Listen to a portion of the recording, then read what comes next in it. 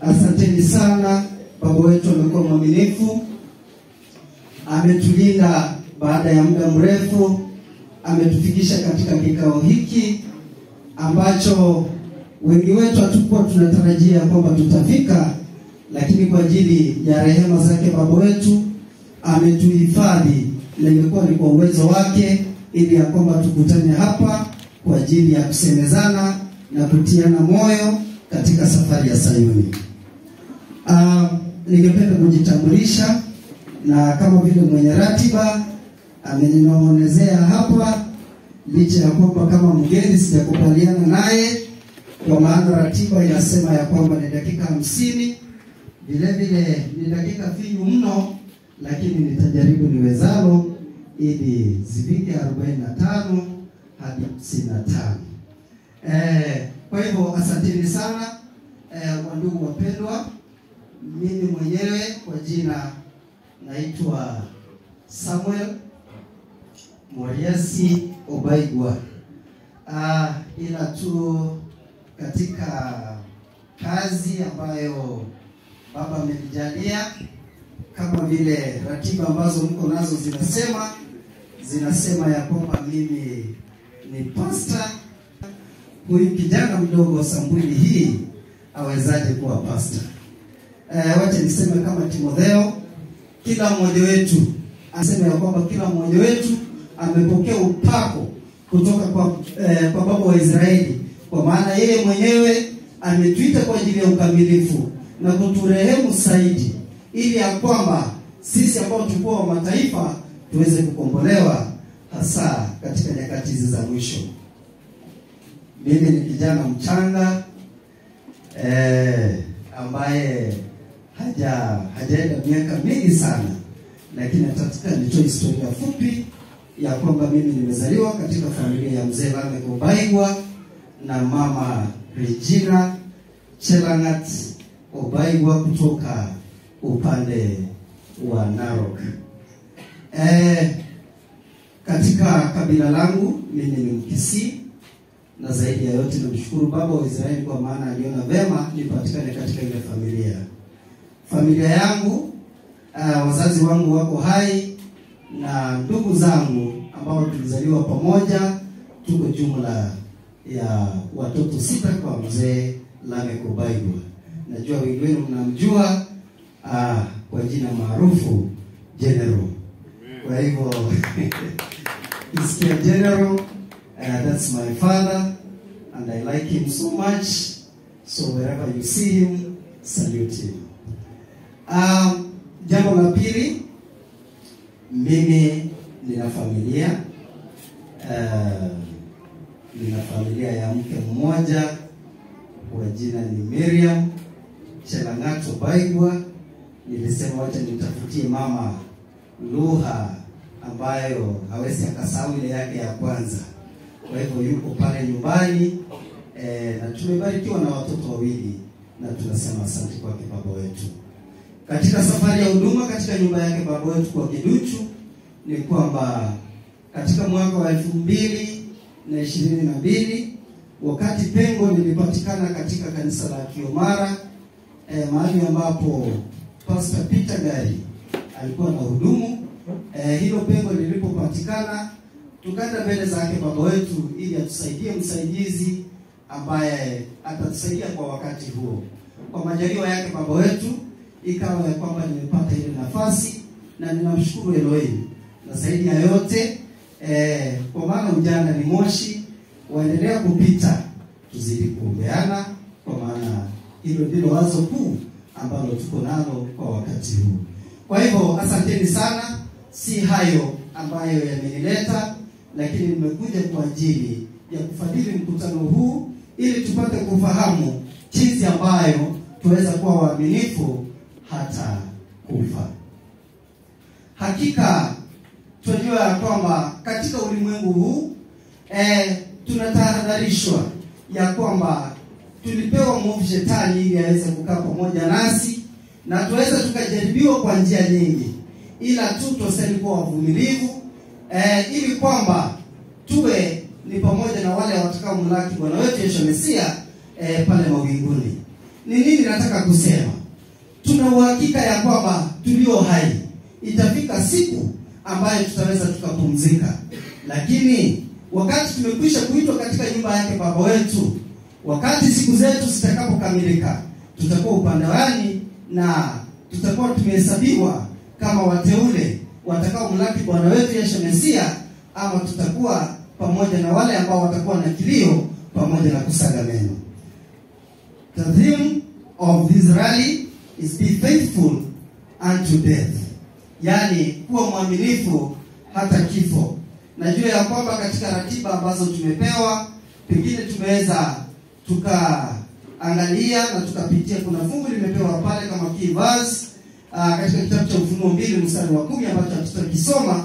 Ningependa tuende moja kwa moja tuweze kufahamu ya kwamba wale ambao ni waaminifu wanakaa namna gani. Kama umepata nafasi ya kuitwa katika nyumba yake Baba wetu, kumbuka ya kwamba tumetoka mataifani. Na wakati tumetoka katika mataifa, tumeletwa katika nyumba yake Baba wetu, huo ni mwito tu. Kuna jambo moja ambalo limesalia kwangu na wewe unayenisikiliza, ya kwamba tumeteuliwa. Je, majina yetu yamo katika kitabu cha uzima? Tutajua hayo tunapoendelea. Kwanza kabisa, kwa sababu ni rally na ni ya vijana, ningependa tutambue kwanza kijana ni nani. Tunapozungumza kuhusu kijana, ni kijana yupi tunayemzungumzia na maisha ya huyu kijana ni yapi, ili tufahamu jinsi ambavyo tunavyoendelea. Ni kitabu cha Wakorintho wa kwanza 7 mstari wa 32. Tukiteremka kidogo kabla sijajieleza kamili ya kwamba uaminifu ni kitu gani. Na msomaji, ningependa tuende kwa upesi kwa maana tuna wakati. Kitabu ni cha Wakorintho wa kwanza 7 mstari wa 32. Uteremke hadi 35.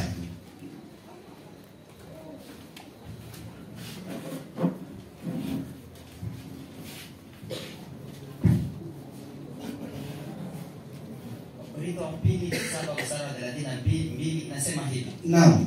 Lakini nataka msiwe na masumbufu. Lakini nataka msiwe na masumbufu. Yeye asiyeoa hujishughulisha na mambo ya Bwana. Hujishughulisha. Umesoma vizuri.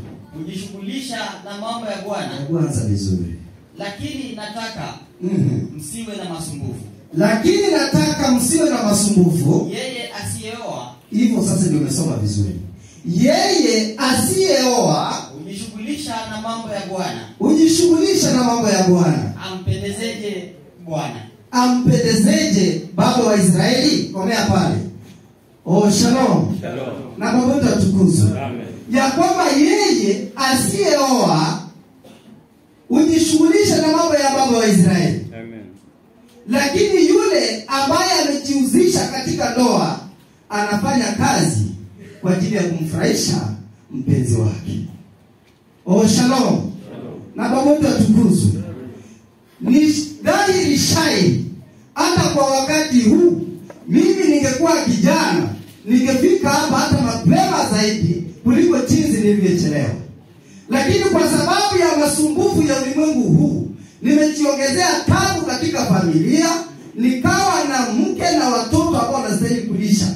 Ili nibidi nifanye kazi ili nipate chakula cha kulisha familia. Na Baba wetu atukuzwe. Lakini kijana ambaye amejitolea katika nyumba yake Baba wetu, yeye alifika hapa mapema Jumatano, alifika Alhamisi kwa sababu hana majukumu ambaye yanamwandama kutoka nyuma yake. Shalom.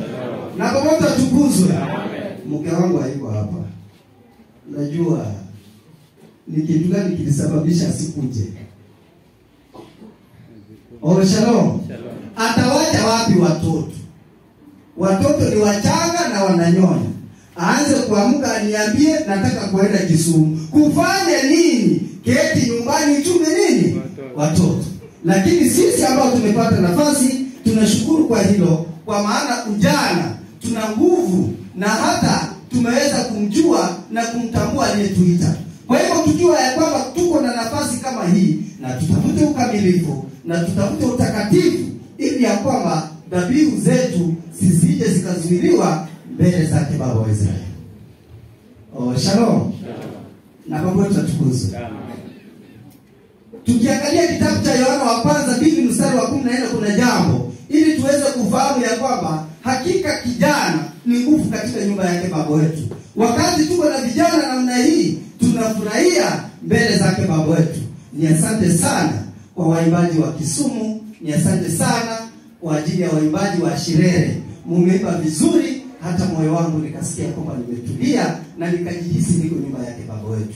Lakini tukiita kina mama hapa na wazee, watakuja na kunguruma na kutoa bass, hata sauti ya nyimbo itoki vizuri. Ni kwa sababu gani? Nguvu zao zimeenda chini. Sasa vijana tuna nguvu, tufanye huduma katika nyumba yake Baba wetu. Zaidi ya yote ni kwa ajili ya kumfurahisha yeye aliyetuita.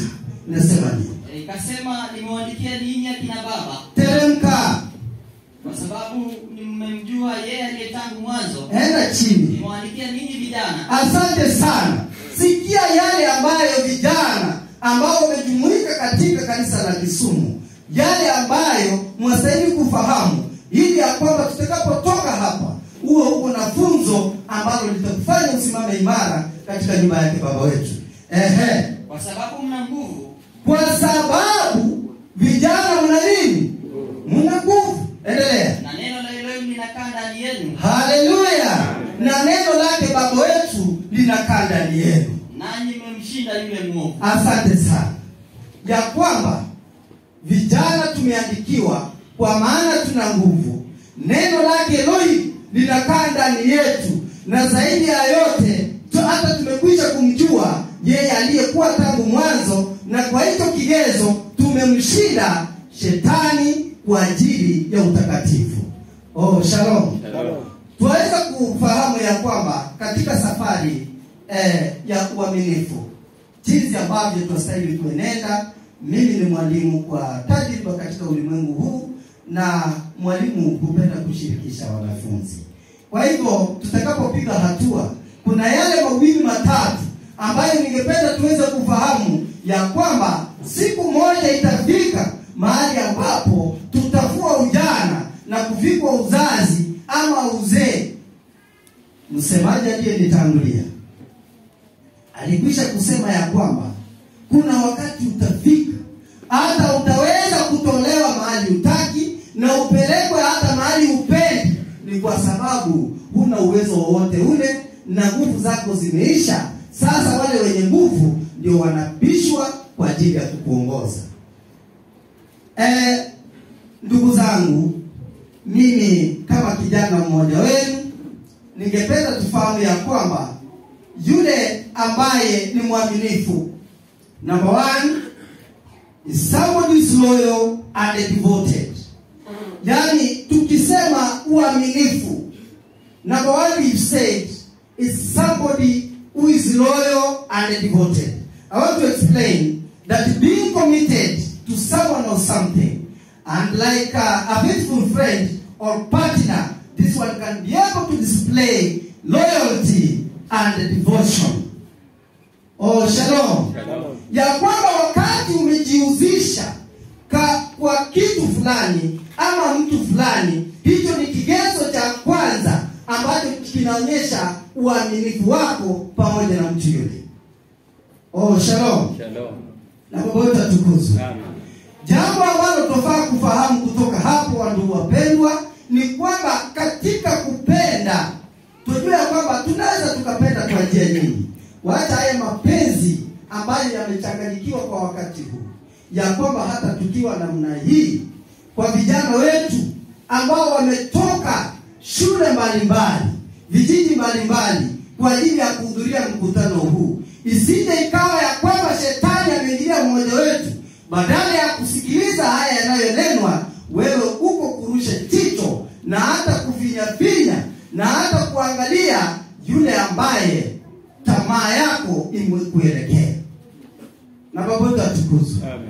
Najua tukiwa namna hii hakutakosa na lengo moja ambalo ni tofauti na mkutano, ya kwamba uliharibu wakati, ukaharibu fedha, ukaharibu nafasi ambayo ungefanya jambo la muhimu kuja hapa kwa ajili ya kudanganya dada yetu ama kwa ajili ya kudanganya ndugu yetu katika hii safari. Shalom. Shalom. Kwa hivyo yale mapenzi ya kweli ambayo tustahili kuyadhihirisha ni kwa Elohim Baba wetu aliyetuumba. Amen. Shalom. Shalom. Hayo ndiyo peke yake ambayo yametutoa katika vijiji vyetu, yametutoa sehemu mbalimbali, ni kwa ajili ya upendo wake Baba wetu aliye hai. The second part of the definition, it says, a faithful person is the one who is true to one's word or beliefs. Ya kwamba kuishi katika maisha ya ukweli na hata kuishi katika lile neno ama imani ambayo kila mmoja wetu amekabidhiwa, ambayo tumeitiwa. Na je, wakati tulipookoka, hapo ndipo mahali tupo hata saa hii? Shalom. Wagalatia 3:3, nawe chap kwa sababu ya wakati, ili tufahamu ya kwamba, wandugu wapendwa, katika kushika ile imani kila mmoja wetu ana safari. Mwenyewe wakati nilipokuwa kijana, nilikuwa bado nikali katika hali kama yenu tu namna hii. Wakati mmoja nikapiga hesabu, mimi ni kijana. Kando na kijana, nilikuwa mtoto. Nilipozaliwa, nikalelewa kanisani, ndio hiyo nimefikisha miaka 19, sijabatizwa. Ninafanya nini katika nyumba yake Baba wetu? Wacha nijitoe maisha yangu niyaweke katika Baba wa Israeli ambaye ataniongoza na hata kunikumbuka katika kila hatua. Ile imani ambayo wakatakatifu walikabidhiwa safari ngapi? Moja. Na Baba wetu atukuzwe. Ile niliyopokea ambayo ni moja tu, nataka ning'ang'ane nayo hata katika ufalme wake Baba wetu. Amen. Nawe ile yako ambayo umeitiwa, ile ambayo Baba wa Israeli amekufunulia ndani ya moyo wako, tamatika nayo na dumu katika hiyo hata katika ufalme wake Baba wetu. Nataka kusema ya kwamba tukianza, tunastahili kujua ya kwamba katika uaminifu tukiangalia maisha yake Bwana wetu Yahshua Mesia, yeye ni mfano wetu ambaye tunastahili kumfuata. Ningependa nisome haraka kwa lugha ya Kiingereza. Let's reflect on a powerful and profound calling in the Messianic faith. Being faithful unto death. This concept isn't just an ideal, it is a commitment that Yahshua Messiah himself exemplified and called his followers to embrace.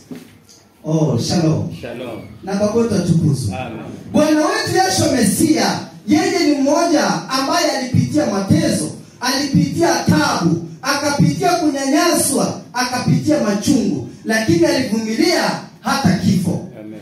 Na Baba wetu atukuzwe. Amen. Na je, sisi wakati unapotupata, wakati wa mateso, wakati wa taabu, wakati wa dhiki, tunapatikana, tumaini letu liko kwa nani? Shalom. Shalom. Na Baba wetu atukuzwe. Amen. Hapa tunastahili kufahamu ya kwamba, wandugu wapendwa, ya kwamba katika ule mwito ambao nimepokea nawe umepokea, na tufuate nyayo zake Bwana wetu Yahshua Mesia, ambaye alikufa baada ya kuteswa na kupitia machungu mengi, lakini mwishowe tunafurahia kwa sababu Bwana wetu Yahshua Mesia alifufuka na akawa kifungua mimba kwa ufufuo. Amen.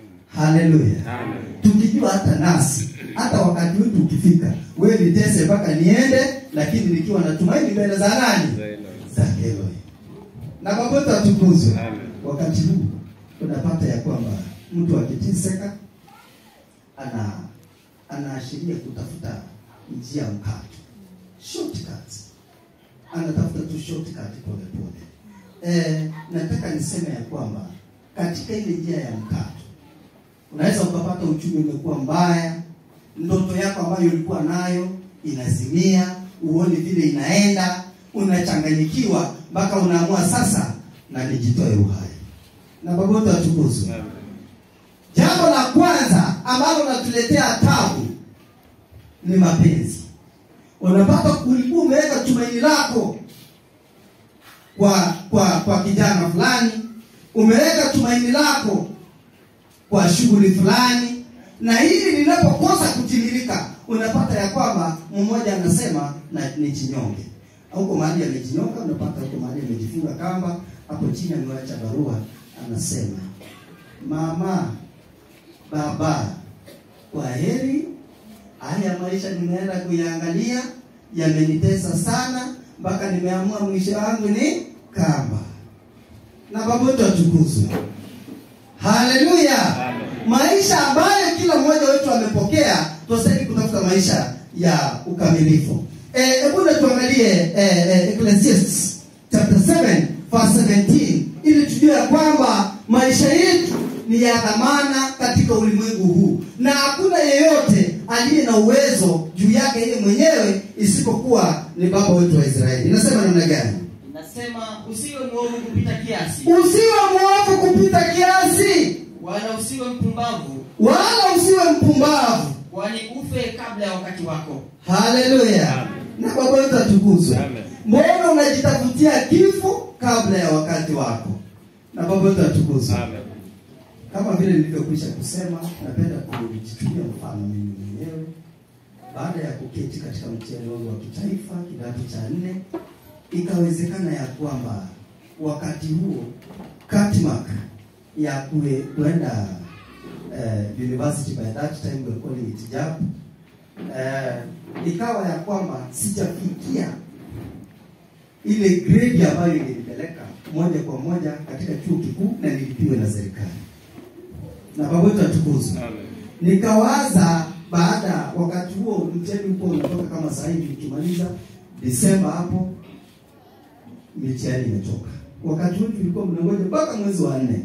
Kwa hivyo kufika mwezi wa 4 matokeo kutoka, nikapata grade yangu, siwezi lipiwa na serikali. By that time it was I think big play. Haya, wakati nilipata maisha yamekuwa magumu, kufika nyumbani matokeo kutoka, tukiwa na wazazi, nimepokea matokeo karibu dakika 5 napata simu kutoka mwalimu mkuu mahali ambapo nilikuwa nasomea, that's St. Francis Gekendo. Kufika pale akaniambia, kijana, nilikuwa natumaini wewe utafanya vizuri, lakini kwa sababu ulikosa kidogo, sasa wewe rudi darasani na uanze tena kufanya mwaka huu.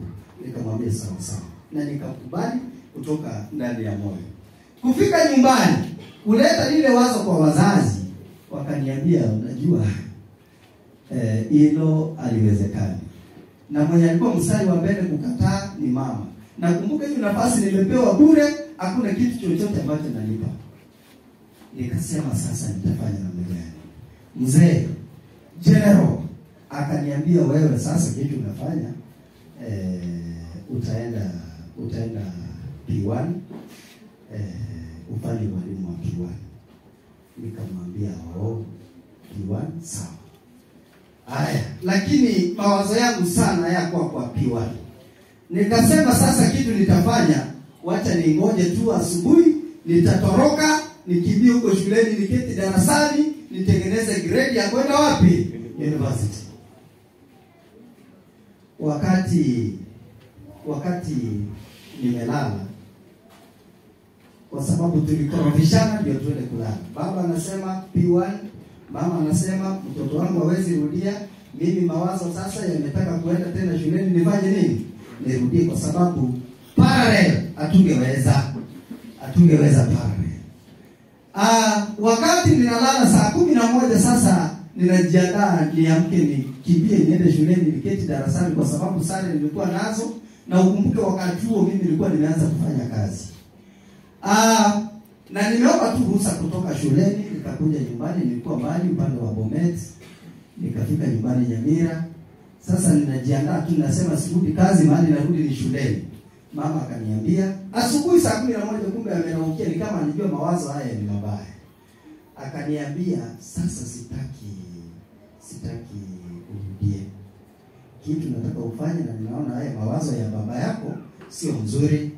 Wewe enda, waacha tung'ang'ane tutafute pesa, hata kama ni shamba tutauza ili usome.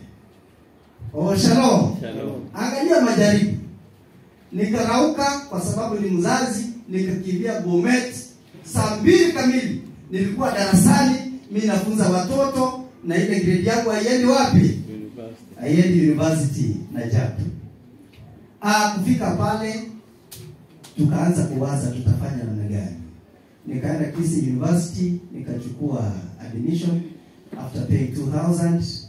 Kufika kuangalia fees kaona hii hapana. Nikakuja nikapata rafiki akaniambia hapana, university mzuri ambayo ni cheap ni Kenya Methodist University. So I went to Kenya Methodist University retail campus with another 2000. I paid for admission letter. I was given an admission letter. Coming to look at the fees, still it was a little bit higher, but lower than Kisii University. I said, still it is difficult, but let's the Lord open the possible way and give me profound ways that I can get to school, study with an affordable fee.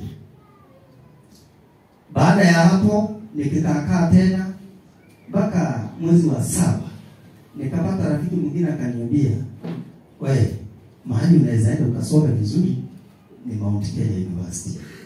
Kuna offer na every term you pay 26,000, but the initial payment will be 26 plus 80,000 statutory fee to make it a total of 34,000. So I went and looked for 34,000 after organizing an Arambe. Arambe was able to raise us 24,000. After that, nikaenda nikafanya kazi ile miezi 3, nikachaza zile hela za first semester. Nilikuwa nafanya tu school based. So after going there I was successful. Nikakuja nikang'ang'ana na masomo kabisa, nikang'ang'ana na masomo nikijua akilini kwamba mama anaweza akauza shamba ili anilipie karo. Lakini waje kwanza ning'ang'ane kabla ya kuuziwa shamba, nijitahidi kama kijana. Kwa sababu wakati huo sikuwa na majukumu mengi. Ikafika ya kwamba nikaenda mpaka mwaka wa 2018 wakati nililemewa. Nikaamua sasa niwe niwalo, nitaenda nijieleze. I went all the way from Bomet to Nairobi. Anniversary Towers, help desk. Nikaenda pale nikakutana na wazee kabisa walikuwa wamekula, vichwa vilikuwa vinono na kila mahali. Nikaketi pale waiting bay, nikangoja nihudumiwe. Kufika pale nikajieleza, nikamwambia mimi nimefukuzwa shule. Sina hela za kwenda kufanya mtihani. Nataka mnisaidie. Mimi nimejua loans za wanafunzi zinapatikana help. So I went there one on one. That gentleman was very understanding. I don't know what happened, but when we trust in Elohim, He will do the impossibilities to become possibilities. After explaining my problem, I was allocated 50,000 shillings instantly, and I was given a letter to take to the DVC, Thika campus, to give him, to write to Kisii campus that it is learner to be allowed in class, and the money will be dispersed soon. Nikatoka pole pole, nikaenda mpaka Thika. That was my first time to get to Thika. Nikaenda mpaka nikapatana na DVC, nikapeana ile barua, email ikaandikwa mpaka Kisii University, nikaambiwa sasa wewe kimbia uendelee na mtihani. Na baba wetu atukuzwe. Amen. Kama ningekata mkato niseme ya kwamba sasa vitu haviwezekani, wacha nichukue njia ya mkato, pengine hata singekuwa kuongelesha siku ya leo. Amen. Na baba wetu atukuzwe. So wherever that you are, whatever the challenges that you are going, trust in Messiah and be faithful, so that at any point you are asking anything from the Lord Almighty, He will grant you. Amen. Na baba wetu atukuzwe. Amen. Lakini tujue ya kwamba yeyote anayeomba na ombi lake kusikilizwa mbele zake baba wetu ni aliye mwaminifu na mkamilifu katika njia zake, ambaye hila na uchafu wote ule hauonekani kati yake. So book of Proverbs chapter 15 verse 8, there is a word there, so that we understand that the Lord whom we are believing, the Lord who has collected us here, the Lord who has called us, is faithful until our death. Amen. Inasema namna gani? Nasema sadaka ya mtu mbaya ni chukizo kwa Bwana. Sadaka ya mtu mbaya ni chukizo kwake Baba wa Israeli. Bali maombi ya mtu ya mnyofu ni furaha yake. Asante sana. Na Baba wetu atukuzwe. Sadaka ya mtu mwovu ni chukizo mbele zake Baba wetu. Lakini ndugu zangu, nataka niwaambie hivi leo ya kwamba tukiwa waaminifu mbele zake Baba wetu, hata maombi yetu ni manukato mbele zake Baba wetu. Amen. Next point because of time.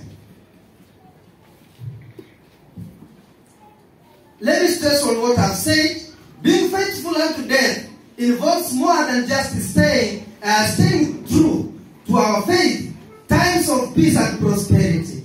It is about remaining steadfast when we are faced with trials, persecution and suffering. It is a commitment to hold on to our love for Messiah, regardless of the circumstances around us.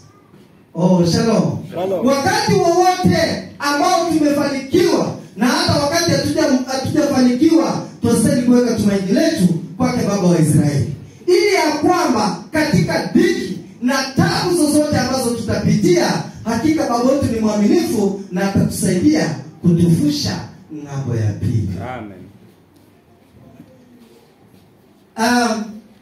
Wadugu wenzangu, nataka kusema ya kwamba katika maisha haya kuna raha nyingi ambayo inaweza ikaturudisha nyuma katika safari. We have a lot of luxuries that will make us delay the Lord Almighty from coming to save His word. Tukijitolea kwa uaminifu mbele zake Baba wetu, hakika hatutaibishwa na hata hatutaona haya mbele zake Baba wetu. Oh, shalom. Shalom. Ujana ni kitu ambacho kinaisha. Ujana ni kitu ambacho kinapita. Lakini neno lake Baba wetu ambalo nasimama na kudumu hata milele, tukiishi kwa hilo, hakika tutajifurahisha na tutadumu katika nyumba yake Baba wetu. Amen. Oh, shalom. Shalom. Asante sana dada. Naona uko makini. Hebu simama. Ni asante mbele zake Baba wetu. Huyu ni dada yetu ambaye pengine mnamjua. Ile chupa yangu ya maji ni hii. Najua ya kwamba hajapata mchumba. Kwa hivyo naona kabisa ndugu zetu hapa wanatabasamu. Wamefurahi kusikia hajapata ama nimetangaza kitu ambacho si hivyo. Chukua hii chupa, nataka ufungue tu. Fungua hiyo chupa, alafu uweke maji kwa hiyo kifuniko.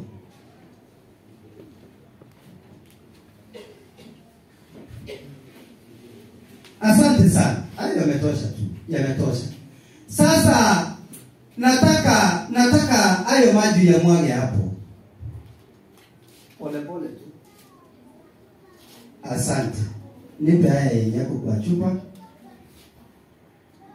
Sasa nirudishie haya ulimwaga.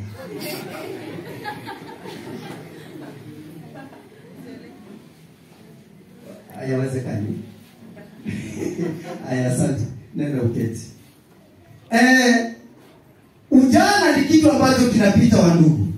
Nataka niseme ya kwamba jinsi ambayo utaweka msingi wako kwa sasa, hiyo ndio itatambua jinsi utakavyokuwa baadaye. Amen. Na Baba atukuzwe. Kama utatumia ujana wako vibaya kwa wakati huu, baadaye kilio ni chako. Na Baba atukuzwe. Kama utasimama katika uaminifu kwa wakati huu, hakika nataka niseme safari ni ngumu zaidi. Tukiwa hapa, wacha tumtazame Yahshua Mesia ambaye ni mwanzilishi wa imani yetu na hata ambaye tena atatukamilisha katika hiyo imani. Oh, shalom. Shalom. Saa hii nilikuwa nashuhudia kesi moja ambayo ilikuwa upande mmoja ambao sitataja kwa sababu mnaweza mkajua. Katika mikutano kama hii unapata ya kwamba mikutano imepangwa kama kesha. Ikawa ya kwamba vijana, kina dada na hata kina kaka wameenda pale kwa ajili ya mkutano, wakiwa na lengo la kuenda maombi, lakini wengine wako na lengo la kuenda kutekeleza yale ambayo yanawafurahisha. Oh, shalom. Ikawa ya kwamba katika safari hiyo ikiwezekana tu tutakuwa kesha mahali fulani wanaenda, tutakuwa kesha mahali fulani wanaenda. Sasa mzazi anajua mtoto wangu wako salama, ako wapi? Kesha kanisani. Na wazazi wote walikuwa wanaridhika kwa sababu hiyo huduma walikuwa wameipatia kibali na iendelee. Kumbe huyu mvulana na huyu msichana wameenda wakapoteza mwelekeo, wakawa ya kwamba badala ya kwenda kule kanisani wanaenda katika nyumba za burudani. Oh, shalom. Katika hili baada ya miezi michache msichana akate kabisa. Sasa ameshiba tumbo iko wapi? Iko mbele. Na kitu tena baba alisaidia. Hii dhambi haifichiki. Na baba wote watukuzwe. Dhambi haifai namna gani? Haifichiki. Sasa akakalishwa. Umekuaje dada, wewe ulikuwa unaongoza hapa vizuri katika nyumba, umefanya namna gani? Akasema shetani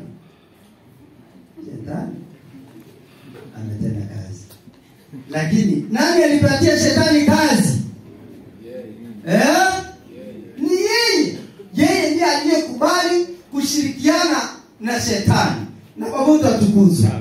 Kwa hivyo jambo lililoko tuwe waaminifu ili baba wa Israeli azidi kutufanikisha. Kwa sababu naona muda wangu unayoyoma kabisa. Tunaona mfano wa pili ni Paulo ambaye anasema amevipiga vita vizuri, mwendo ameumaliza. Ni nini anangoja? Taji. Na pamoja watukuzwe. Anangoja taji ambayo atafikwa katika siku zile za mwisho. Na si yeye peke yake, bali ni kwa wote ambao waliamini na kutenda mapenzi yake baba wetu. Oh, shalom.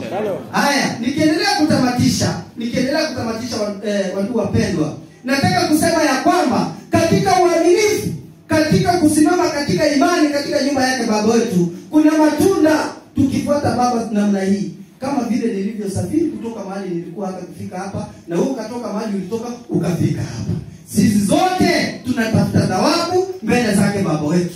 Oh, shalom. Mathayo 19 mstari wa 27. Tuone jinsi ambayo Petro anauliza mbele zake baba wetu. Baada ya kuenenda katika uaminifu, baada ya kuenenda katika utakatifu, anauliza, je, ni nini tutapata? Inasema namna gani? Ndipo Petro akajibu akamwambia, uende kwa upesi kwa sababu ya wakati. Tazama sisi tumeacha vyote tukakufuata. Tutapata nini? Je, tutapata nini? Yashua akamwambia, Amini nawaambia, ninyi mlionifuata katika ulimwengu mpya, endelea, atakapoketi mwana wa Adamu katika kiti chake cha enzi, ninyi nani mtaketi katika viti 12. Asante sana kwamba hata nasi tutaketi katika viti 12 vya nini? Itaendelea kusema na kila mtu ninyi nani mtaketi katika viti 12 mkiwahukumu makabila 12 za Israeli. Endelea. Na kila mtu aliyeacha nyumba, kila mmoja aliyeacha nyumba au ndugu wa kiume au ndugu wake wa kiume au wa kike au baba au mama au watoto au mashamba kwa ajili ya jina la Elohim atapokea mara 100 na hata atapokea kurithi uzima wa milele. Na Baba atukuzwe. Mimi sikukuja na bibi yangu, sikukuja na watoto, wazazi sina, baba wa Israeli nilipe. Na Baba atukuzwe. Baba turehemu sana. Kwa namna hiyo tena nataka tuangalie Shadraka, Meshaki na Abednego kama mfano wa wale ambao walisimama imara katika vita vya kuabudu sanamu. Yaani katika ule ukamilifu wao ni nini walipokea katika Danieli 3:16 hadi 18. Ni asante sana mbele zake Baba wetu. Tukidumu katika hii safari, tukidumu katika imani, kuna yale makuu ambayo tunayapata. Ujana mimi nilifurahia. Shalom. Kwa tukienda kabisa mikutano nakaa hata wiki nzima. Kuna ndugu zangu hapa tulikuwa vijana pamoja, Jared. Wapi kina Jared? I saw them here. Akina Masi. Asante sana. Huyu kijana tulikuwa naye kabisa huko Awendo, na vijana wa Pastor Umuga na Baboto Tukuzu. Hawa ni marika zangu. Ninafurahia sana. Wakati tulikuwa, najua tukifika hapa hata hivi vyombo vinaimba tofauti. Hata kujezwa ni tofauti. Tulikuwa tunaimba. Tunaimba mpaka tunatoa jasho, lakini Baba anatulipa kwa kutudumisha katika imani. Inasema namna gani? Ikasema, ndipo Shadraka, Meshaki na Abednego wakajibu wakamwambia mfalme, Nebukadneza. Na haja kukujibu katika hili. Hakuna haja kukujibu katika hili. Kama ni hivyo, wetu tunamtumikia aweza kutuokoa na tanuru hii. Elohim wetu tunayemtumikia anaweza akatuokoa katika tanuru ya moto huu. Naye atatuokoa na mkono wako. Naye atatuokoa na mkono wake. Endelea. Bali kama si hivyo, hata kama sio hivyo, iwe mfalme, ya kuwa sisi hatukubali kuitumikia miungu yako, wala kuisujudia hiyo sanamu ya dhahabu uliyoisimamisha. Asante sana. Na Baboto Tukuzu. Yaani Shadraka, Meshaki na Abednego wakati walipelekwa, hata walipofungwa, ni kwa sababu tu muda utoshi. Hata wale ambao walikuwa wanawapeleka kuweka katika ile tanuru ya moto, wote waliungua. Na Baboto Tukuzu. Ya kwamba wakasema, kama ni kwa ajili yako, ama kama tutaungua kwa ajili ya kuchomwa kwa kutoabudu sanamu zako, sisi hakuna haja hata ya kukujibu. Hatuwezi abudu. Wakaongeza vizuri, hata kama Elohim wetu hawezi tuokoa, sisi kwenda chini hatuwezi. Na Baboto Tukuzu. Sio ya kutishana ya vijana ya kwamba sasa utaniacha kweli. Pumzi ya roho yangu. Najua nikiona wewe mimi siwezi bali. Nikikuangalia kwanza hata chakula ninakosa hamu. Appetite hakuna. Huyo ni muongo. Na Baboto Tukuzu. Kwa sasa hivi anakuambia appetite hakuna. Ndio anafinya ugali hata ugali unatoa maji. Lakini uko hapo, ni nani wangu kweli anatezeka. Tena kweli wacha hiyo maneno. Na Baboto Tukuzu. Ni asante mbele zake Baba wetu, kwa maana tuweza kufunuliwa hili. Tukiangalia na Ayubu, ni mfano mwingine ambaye mke wake alimwendea kumwambia, wewe mtukane huyu baba ili hata ufe. Na Baboto Tukuzu. Lakini akawa mwaminifu hata mwisho. Shalom. Job chapter 2 verse 6 to 8 tusome haraka tumalizie hapo kwa sababu ya wakati. Akasema Bwana akamwambia Shetani, na tusikilize. Tazama yeye yuko mkononi mwako. Yuko mkononi mwako. Lakini tunza tu uhai wake. Basi Shetani akatoka mbele za uso wa Bwana. Akampiga Ayubu na majipu mabaya. Teremka. Naye akashika kigae na kujikunia. Akaketi majivuni. Ndipo mkewe akamwambia nini? Je, wewe hata sasa washikamana na utimilifu wako? Hata sasa wewe unaendelea kushikamana na utimilifu huyu? Umkufuru Elohim ukafe. Lakini yeye akasema, wewe wanena kama mmoja wa hao wanawake wapumbavu. Je, tupate mema mkononi mwa Elohim? Basi tusipate na mabaya. Katika mambo haya yote Ayubu hakufanya dhambi kwa midomo yake. Asanteni sana. Shalom. Ya kwamba hatuwezi tukamkufuru yule anayetupatia mema, tena anaweza akatupatia mabaya. Shalom. Ndiposa tuweze kufahamu ya kwamba katika maisha ya Masihi hasa kijana, kuna majaribu njiani tunapoenda. Shalom. Hata katika mahali ambapo tunaishi, sana huwa naona, najua jinsi ninavyoonekana mimi ni kijana. So nikipita hata vijana wengine wakiniona hawezi wakaogopa, nasema kama kulikuwa na msichana alikuwa anapita, ambia wewe acha ujinga na kwenda mbele. Huyo hawezi simama kwako, atatoroka. Hayo ni majaribu ya uovu nani? Shetani. Na katika hii njia, katika hii safari lazima tutarajie majaribu. Ndipo maandiko yanasema ya kwamba heri ni yule anayestahimili wakati wa nini? Majaribu. Kwa maana akikwisha shida atafikwa taji, na hiyo ni taji ya uzima wa nini? Milele. Na Baba wetu atukuzwe. Majaribu yako kila mahali.